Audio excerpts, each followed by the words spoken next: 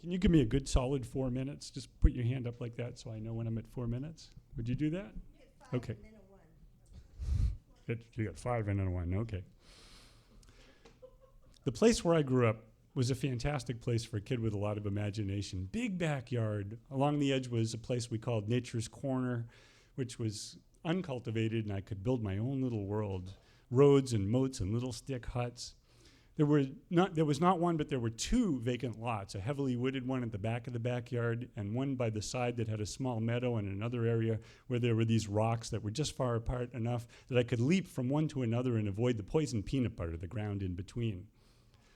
And when friends would come over, we'd play acting out games. This was during the 60s, during the Vietnam War. So we would play army. We'd fight each other, or sometimes we'd be on the same team fighting an imaginary enemy. And one day when my friend John was over, he was in the vacant lot next door, and I heard this loud squeaking sound, kind of like a child's or a dog's squeaky toy going, ah, ah, ah. And John's voice said, Bruce, come here, quick. Now, John was quite a jokester, and I knew when he said quick, there was really no rush at all. So I took my time going over there, but then when I did, I saw in his hands, to my amazement, this small furry, I didn't even know they could make a sound. This one was yelling its head off. John, I said, you got a baby rabbit. He said, I know it's a rabbit. What are we going to do with it? I said, well, let's get it over on my porch. So we did. We put it in the screened-in porch on the corner of my house, and we got a screened cage, and we got some cabbage and carrots out of the fridge and got a bowl of water, and we named him Bugsy, and I kept him. And one night after a few days at dinner, my parents and I used to sit and have dinner with my older sister. And there was always the TV on. It was during the Vietnam War, as I'd mentioned. And we had the nightly news on. They'd always give the news from Southeast Asia and the daily body count of how many of our troops had died over there. And during the commercial, my mother turned to me and she said, Bruce, what are your plans with that baby rabbit? And I said, well, I plan to keep him as a pet. And she didn't say anything. The meal ended. After dinner, I went out to the porch. I took Bugsy out of his cage, felt his soft, soft fur. He was already, after a few days, getting noticeably larger. I put him down on the floor, watched him hop around. And it was interesting because when he hopped around, it was always along the outer edge of the porch, looking out through the screen into the backyard.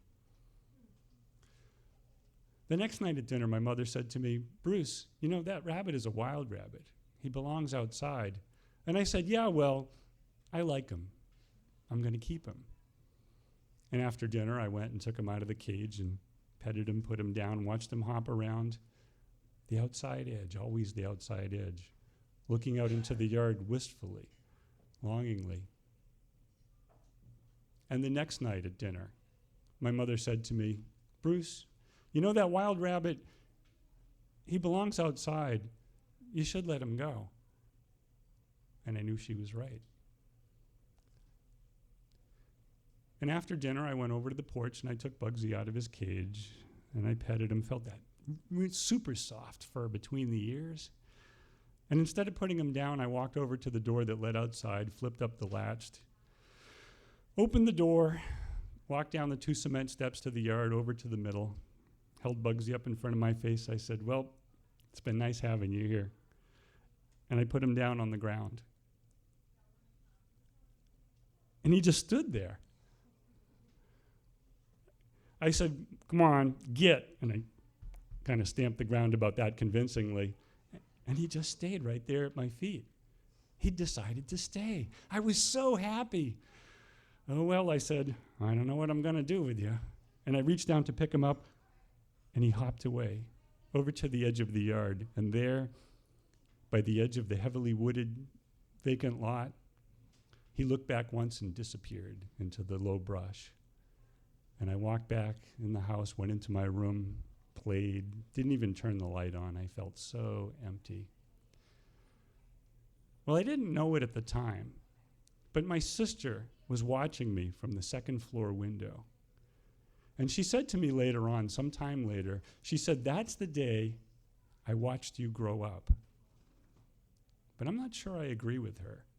I was out there playing army with my friends, not even thinking about the fact that before my age had doubled, I would be old enough to sign up with selective service, required to do so by law, and I did. and maybe get sent away to Vietnam or some other military conflict in another country, which thankfully I did not. She said I grew up that day. I don't know. All I really wanted was just to build my own world, to avoid the poisoned peanut butter. What I really wanted was a pet rabbit, one that wanted me as a pet. She says she saw me grow up that day, but what my sister couldn't see from that second floor window was that I was out there in the middle of the backyard trying as hard as I possibly could not to.